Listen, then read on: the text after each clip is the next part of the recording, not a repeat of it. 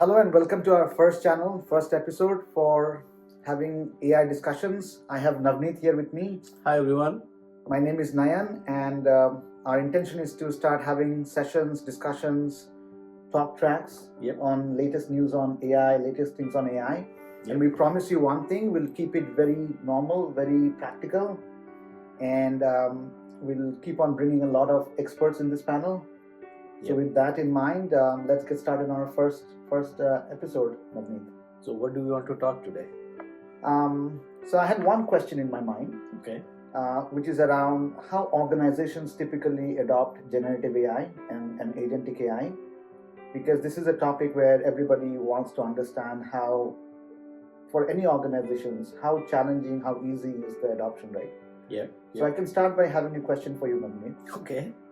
Question is, in your organization, how did you see your entire journey of AI adoption? What kind of challenges, what kind of strategies, how was the adoption journey be?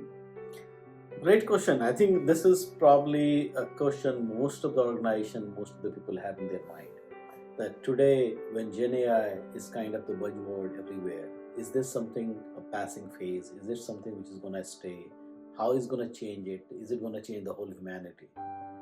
Now, not going very philosophical, coming back to the ground of the organization. The way I see, or the way I saw in my organization, in the beginning it was seen as with a lot of excitement. The way AI came to us is not that top-down approach or someone made a decision. It was kind of a need of the hour because, frankly speaking, most of the employees were already exposed to the AI in their own personal capacity. Sought out to ChatGPT, which made the whole Gen AI journey very easy for the people. So people actually adopted it first, then the organization. When they started coming in looking for can they use the ChatGPT in the organization, that was the need of the hour. That okay, let's put a chatbot there in a secure manner. We can't just have open chatbot for people to work in the organization. As we were going through that, we realized the Gen AI has capabilities, potential at two different levels. One is to really give the productivity tool to the employees, be it for the general purpose tool like a chatbot, or be it a very specific tools for a specific purpose like agentic development tool, IDs, cursor, Cloud Code, those kind of things. And those were adopted with a lot of excitement, and frankly speaking, we see a lot of output there. So people who were asking for it, or the organization has started giving them, finding some of the right tools, brought a lot of positive changes towards the AI. The next one was really seeing the business processes, enterprise level of like taking a use case and seeing end to end those use cases and see where the AI can fit in. The question was really that okay, what can we do with the AI? How we can reimagine a business process? Where can AI fit in?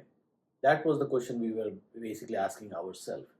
We picked some of the processes which may not necessarily be the core of the business because we didn't knew that how much to trust the AI. There was a lot of uh, chaos in a way that we were hearing a lot of positive.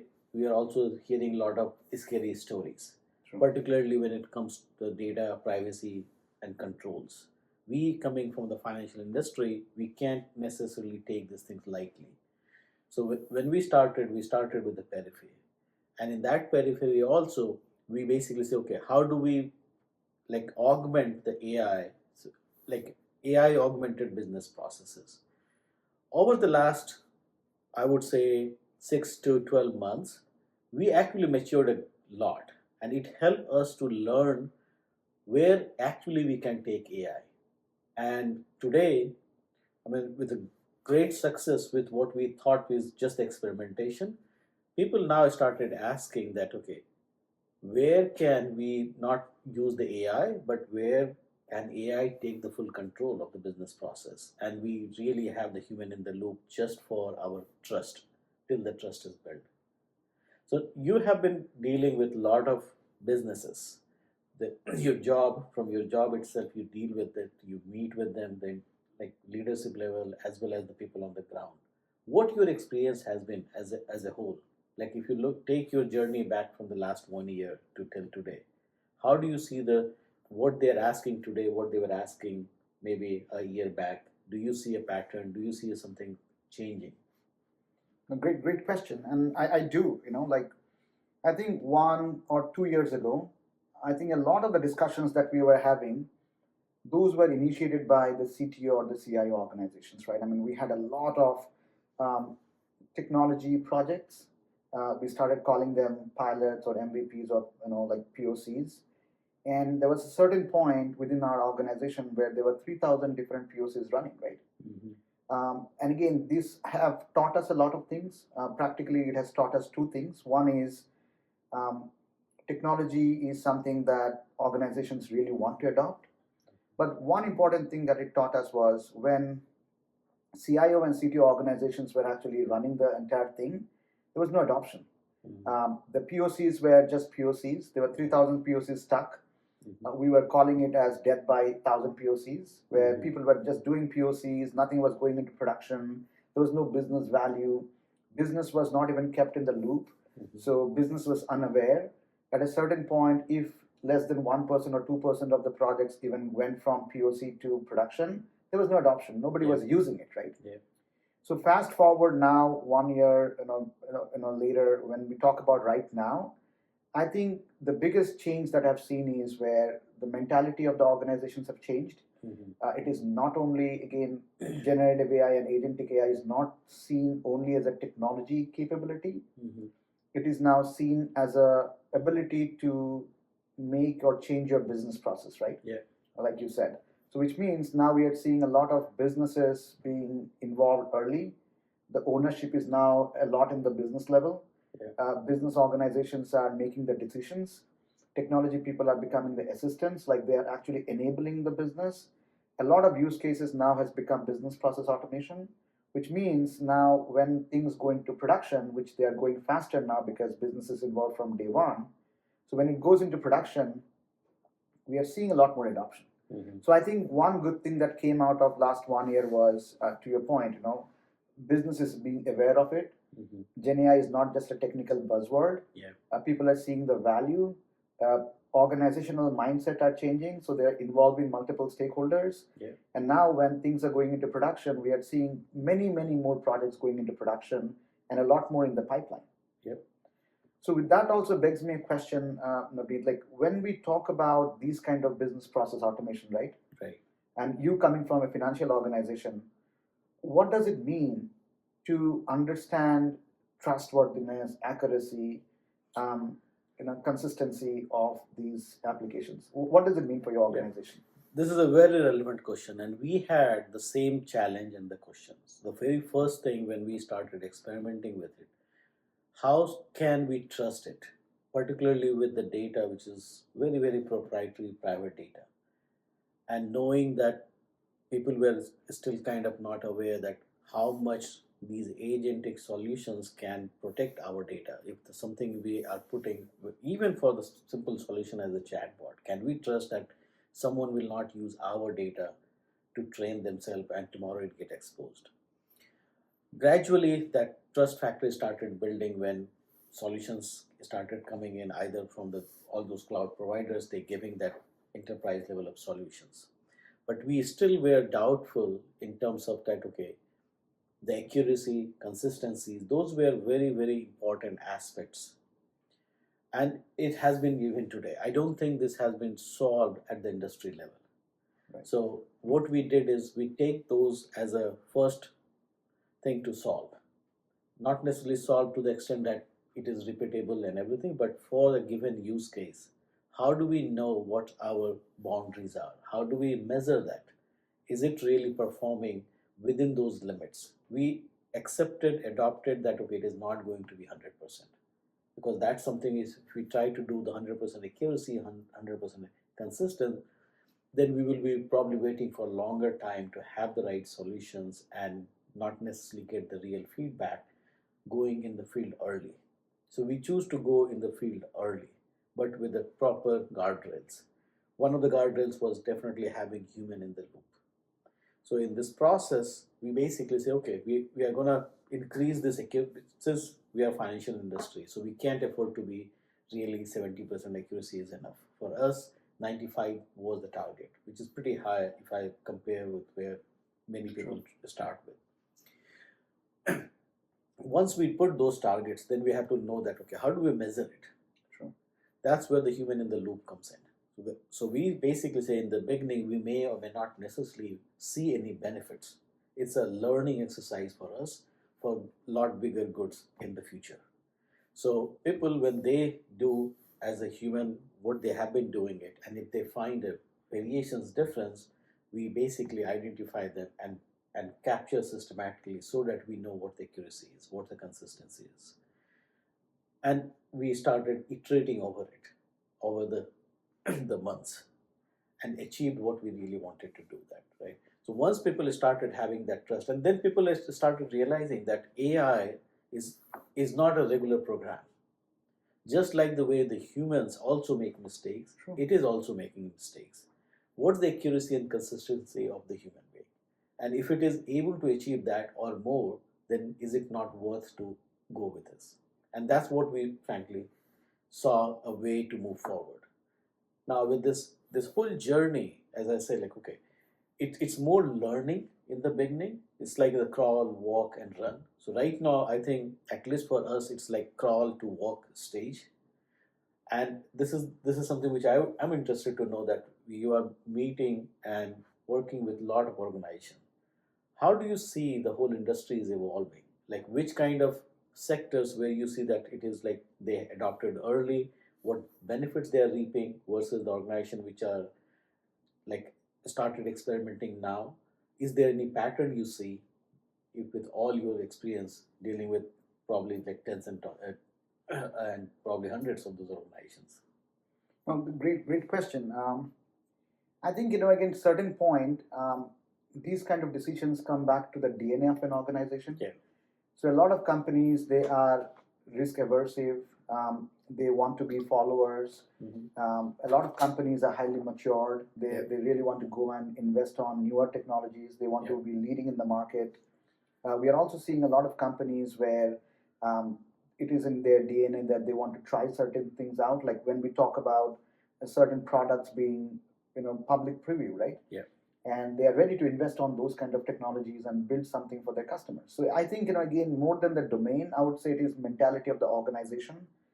Companies that have invested into their data readiness, AI readiness, and now Gen AI, those companies are continuing with their trend where people or organizations from top down, they're educating their own engineers and their own employees, and they're investing on building things in a much more granular and a much more fast-paced way, right? But having said that, there are two different kinds of mentalities I'm seeing, at least when I'm talking to customers. So one is obviously, people will come back and say, oh, we are going to adopt generative AI, and in our mind, generative AI is like magic, right? Yeah. They would say, I might not have the data readiness, I might not have my platform readiness, I might not have all my policies and my governance and my guardrails in place. I might not even have all well-established business process, because a lot of business process in a lot of companies, they become tribal knowledge, right? Like a lot of people are doing things in their own laptops, and these are not well documented. So these kind of organizations might come to us and they will say, oh, generative AI can probably do magic, and somehow they will solve problem. And then there are other kind of organizations who understand what generative AI truly means, right? It's not a magic, it's not a silver bullet, it's not a magic wand, but they realize that there is a method to it. So they will spend a lot of time and effort understanding the right business process, the right stakeholders, the data readiness. You talked about the governance and security, which is very important. So for those kind of organizations, I think they have a real clear vision of how to adopt generative AI. Instead of a lot of organizations, they will just build something in generative AI and hope that it just runs well, right? So I think that is a very critical discrimination right now, where as an organization, if you really understand and have an adoption path, like this is what I need to do to be Gen AI ready for enterprise, those organizations are doing really well now. Versus there are certain organizations who still think of generative AI as a black box, and they'll come back and say, oh, like we'll figure things out.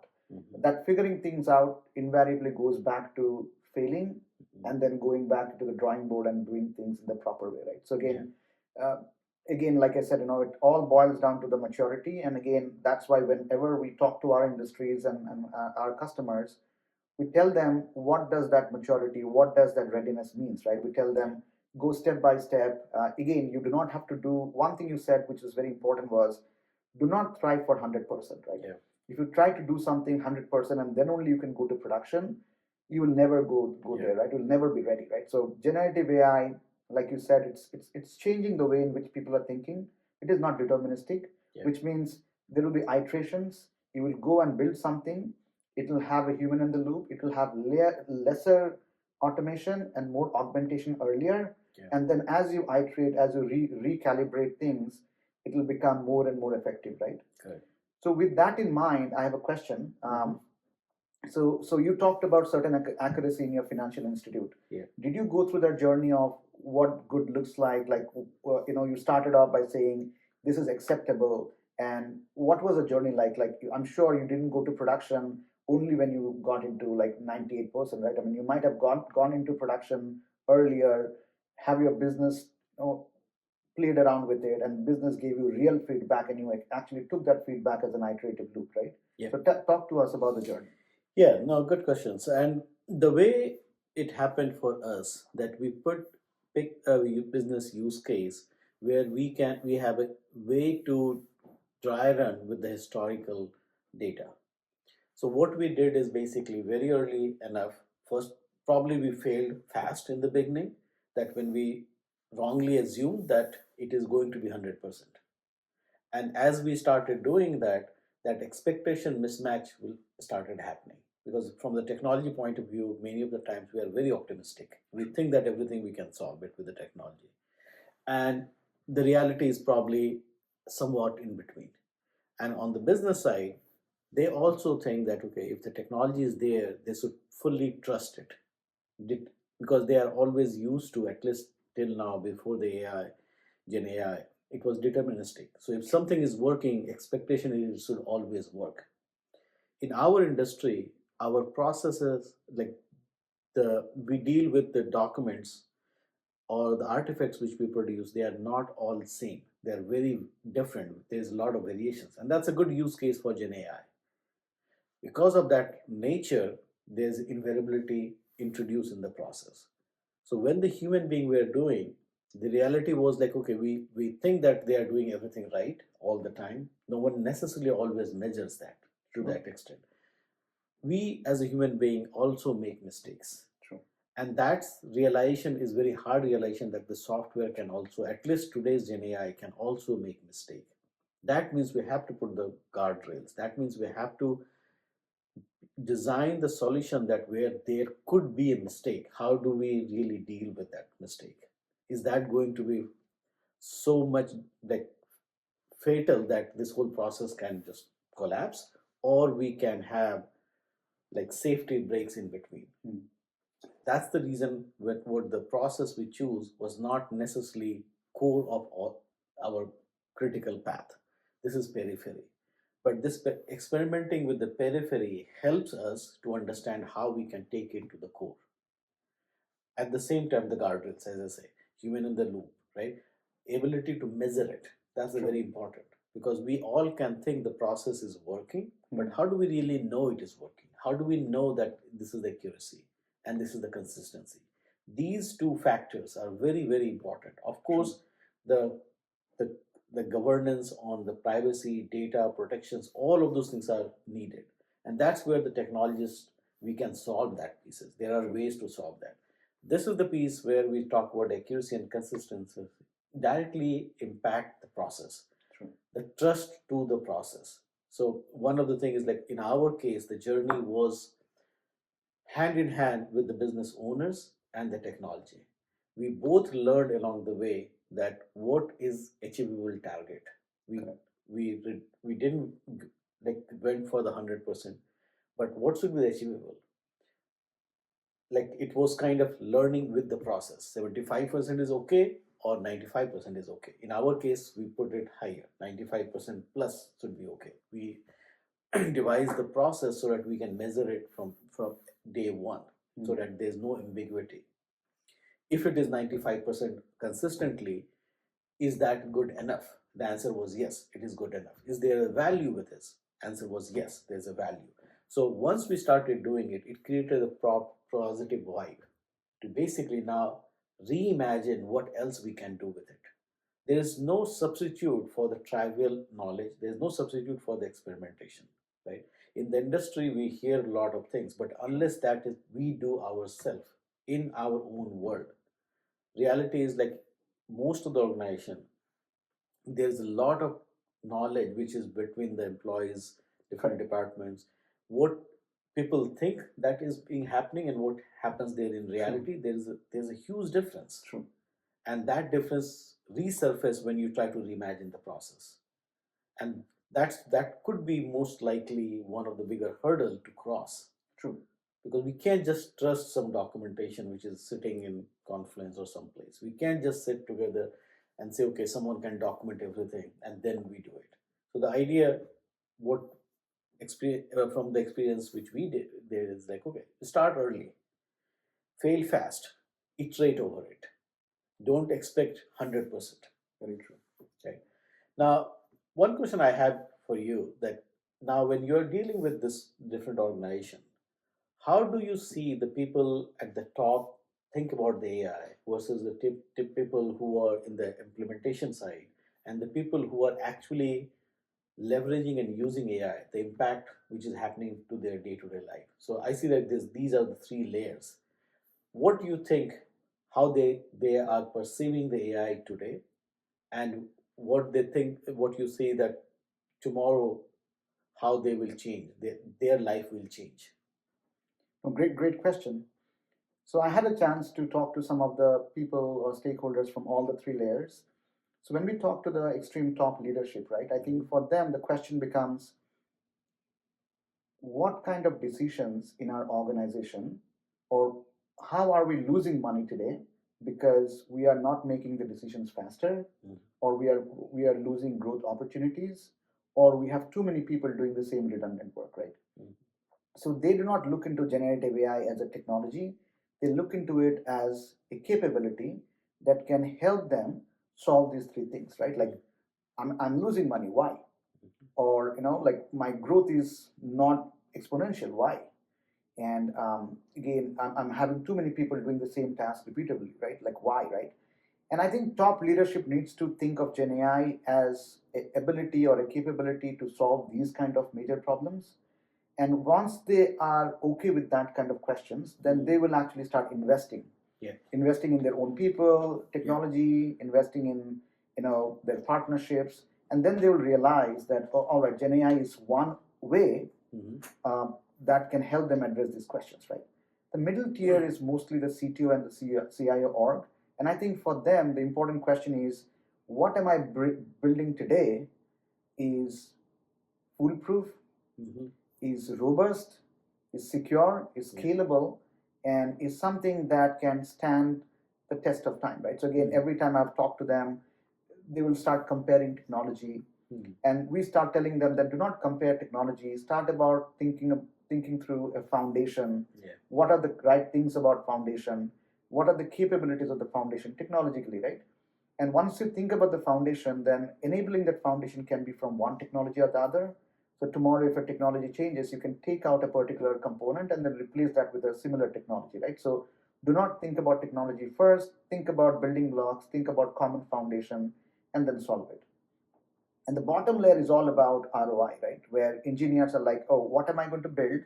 And how am I going to ensure that this is more automation or more augmentation, right? So the bottom layer is typically going ahead and talking about the actual details of implementation.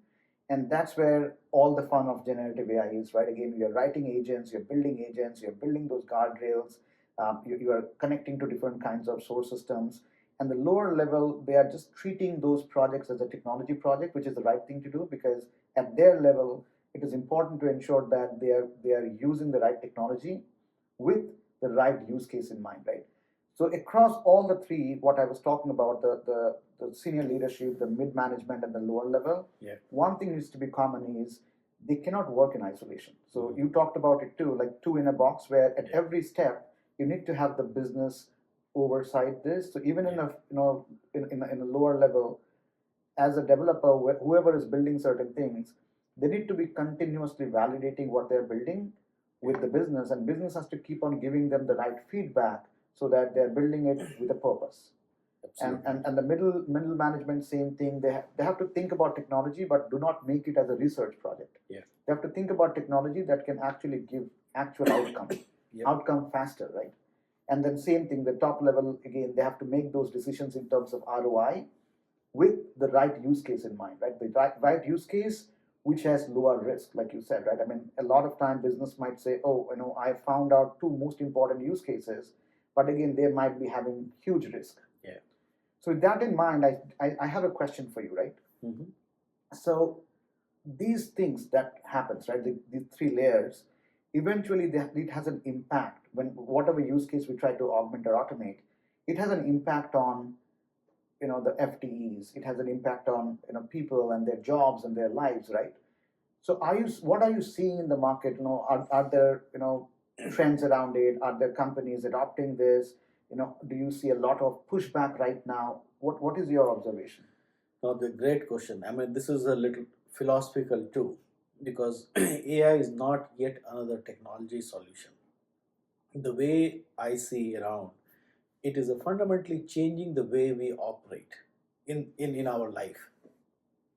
This is something which is what we are able to do today versus what we will be able to achieve in the next couple of years. The pace at which AI is changing our life, right? The question which we used to ask, where the AI can be used to augment the business processes, or sorry, where the AI can be used for automation, is changing now. True, very true. So the question is coming now is, where do we really need human being in our business process? Why can't the agents do end-to-end process with oversight? True. And this is a question which I don't know if people have figured out the answer, because if we it is coming to that extent, and the moment we start implementing even on the peripheral, people started seeing the potential. That was what we do with the people which we have, who has Correct. been with Very true. organization for long. There's one obvious answer people has it, which not necessarily always practical, that okay, you expand your business. Correct. So the people who are doing XYZ, cross train them and give them a different kind of process job. Since you are adopting AI early, you can increase your revenue, you can increase your footprint, and everyone will settle. But the pie is limited. True. You can't go beyond that. So of course, I see that okay, the early adopters probably will have that opportunity and advantage. But overall, how it will shape up, I think the future is still not decided. True. But when I look at this thing and compare how some of the major like changes happen in the past, even in the technology itself, I go back to when people were purely manual. Most of the things were either manual or mainframe systems, when the technology was very, very kind of in a cell. Yeah. At that point of time, when things started opening up, I'm talking about around 2000 era, .NET boom came and everything else. At that point of time, in the industry, I was there at that time. Like most of the leadership or even people who were in the ground working with, they did not trusted the solid technology. They still have everything done the manual way, but since there was a push from the top, Yeah. they were doing the technology as well. So it was not necessarily changing their life. If at all anything, in the beginning there was a lot of pushback. So they did not want to do it, and they, of course, technology was also not mature, so there were bugs, the errors, and every single opportunity when they see something which is not right, they obviously were it was reducing the trust, but they were also making a lot of noise. Correct. Sometimes unproportionate too. Correct. But gradually those things started changing. So people basically maintaining their books and records on the paper to started gradually moving, say, okay, we can maintain in the system, but I still need the paper. So take the printouts, keep it somewhere locked. Once they started doing it, so they probably reduced some of the manual work, but not a lot of it, because they were still reviewing it in the paper. And then once they started seeing that the amount of bugs or errors or mistakes which was happening in the system was not fundamentally very different than what they could have done themselves manually. There were problems there as well. It was just not surfaced that easily. They started adopting these pieces and then they moved to fully adopting the technology like online systems. They are going and booking everything online. No more going back and having a paper trail. Right. When this started happening, there was a lot of organization were in this journey. Now, the, everyone jumped in this ferry once people realized that, okay, this is the beneficial. But by the time there was a lot of industry which is started early, they had already moved way ahead. So the late starters hardly win anything because there was a lot of kind of competitions there. So if you remember that point of time, .NET, there was hundreds and thousands of .NET companies, but there was the companies which were before that organization, before that, who were not online, who were not none, they didn't exist. But even on the online ones, not everyone existed. Only a few existed. You take the name of Yahoo, Google, Microsoft, all of those big names survived. But the good part, or the only common thread was they actually started early, even at the smallest scale. Very true. So same thing I see today happening in the Gen AI or the AI world. There are people who are still waiting for it to really mature and become really something which is trustworthy. At the same time, there are people who kind of overthink about it, that it will solve everything. And there are vast majority which is basically at some stage of adoption. Correct. I think there is a significant change going to happen in the next, I would say, 2 to 3 years, or maybe 2 to 5 years, when the way we operate, the way we work as a human being will fundamentally change, because the Gen AI or the AI or the AI agents will be capable of doing a lot more things than, and pretty much, I would say, most of the things. Correct. And we have to find a balance. So that means many of the organizations may or may not necessarily survive. Very true. Right. So I have a question for you that this human aspect of it, right? So when some of these systems are getting adopted, like, do you see excitement there, or do you see worry there more, or do you see a variation of these things? Do you see a pattern for this? Absolutely. There's a huge pattern. I think 1 year ago, most of the companies were on the left side, where people were apprehensive and they were not ready to give Gen AI a chance. A lot of people talked about it like, hey, genie's out of the bottle, right? Which means generative AI is out there in the market. People will adopt it. Like you said, right? Early adopters have a lot of benefit. Companies which will not adopt it, they are probably going to find it more difficult later on.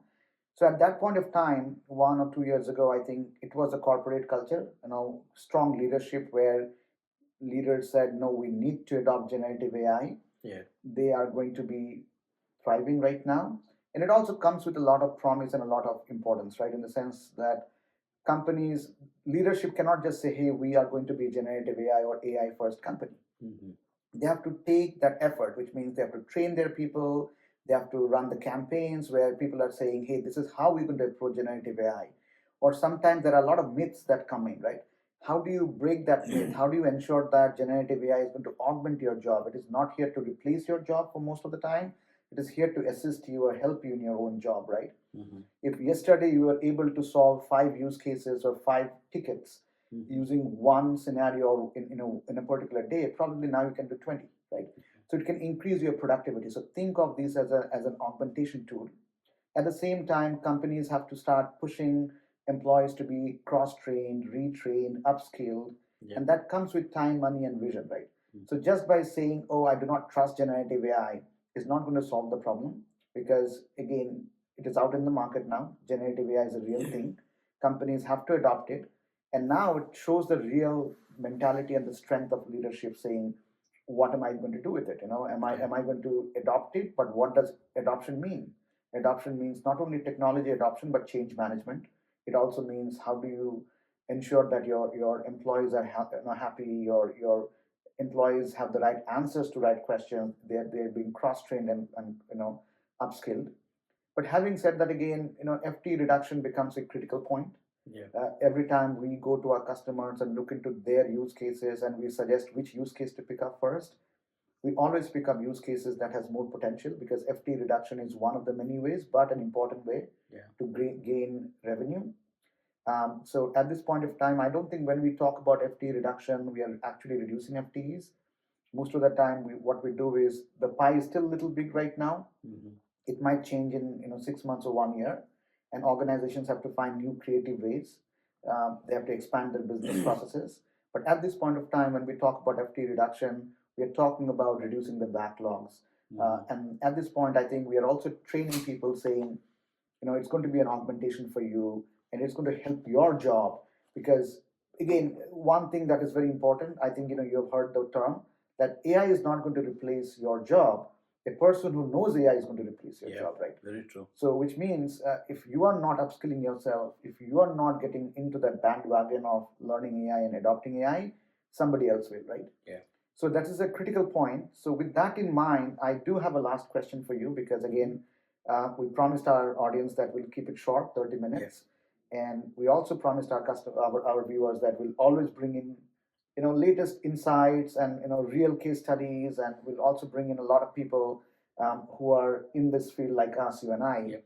So one question to wrap it up today would be, what are the 2 or 3 things you think would change the way in which business is done today in the next 6 to 12 months? What are the top 2 or 3 things in your opinion? Yeah, I think if the past is any guide to us, again, this is a very new thing, but we can always learn from the history. So if you think about when the technology becoming everyday, every walk of the life thing, going back like 20, 30 years back, 30 years around that time frame, right? There's a lot of big organizations came, grew really big from the garages. Very true. Right? So some guys, few guys has the great ideas, they come there and they did something.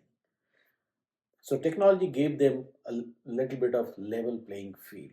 Yes. AI gave that made it much grander scale of the level playing field. True. Today, a guy not necessarily has to be really hardcore engineer. It could be a kid from the college, or it could be a kid from the high school. With the tools and technology existing, without really a big team, can create a product which can genuinely compete with a big organization. True. That's the potential Gen AI and AI has today. That means we should not be surprised to see, maybe 6 months is too early to say, but in the next couple of years to see that someone just build the everything which a big organization with a lot of people with a lot of processes are able to do it. And that is what I see the world moving towards, and we see a glimpse of those pieces even today. Yes, true. Many of the products which is now becoming like multi-million organizations or even touching the billions are very small. Very true. Take the name of Cursor, right? I mean, there's very few people started, and now it's becoming huge. Correct. They don't need a lot of people to really make it big. They are leveraging agents to make it big. Correct. That means you all of a sudden that limit of the people has gone away. Yes. You have the thinking power, or rather you augment your thinking power with the agents, AI. You have the everything now. Very true. So that's where I see the world moving towards. Will that happen in the 6 month to 1 year? Probably not. But will that happen in the next 5 years? I would say definitely. There's a lot of big organizations will be challenged, significantly challenged on the cost to compete with an organization with like handful of the people. Oh, great. I think that is one of the reasons why a lot of our viewers should follow us, because it's not about whether AI is going to change the world or not. Like Navneet said, it's definitely going to change the world, and we're going to bring to you some of the organizational insights. We're going to make we're going to bring in case studies, use cases. We're going to talk about those from our own personal experiences, which means we're going to make this very conversational. Yep. And we're going to bring you real insights, real stories, and more importantly, we're going to give you real use cases. Yep. So, with that in mind, maybe we should just talk about our vision. Maybe we're going to bring in a lot of experts, talk about certain things, and maybe our viewers should Yeah. also like. You can definitely help us, right? Yeah. By telling us what you want to learn, what you want to hear. We will bring the industry's experts. It doesn't necessarily have to be only from the Gen AI. We will bring the experts from the different walk of the life or different industries, their journey, how the industry is changing, what they are seeing it. Or if you have very specific technology specific questions, anything, feel free to put in your comments, your questions. No comments are bad comments. We would love to hear your feedback. And once again, thanks for watching. And we are going to come back again with a lot more exciting news as well as our journey and others' journey in this channel. Thank you. Thank you.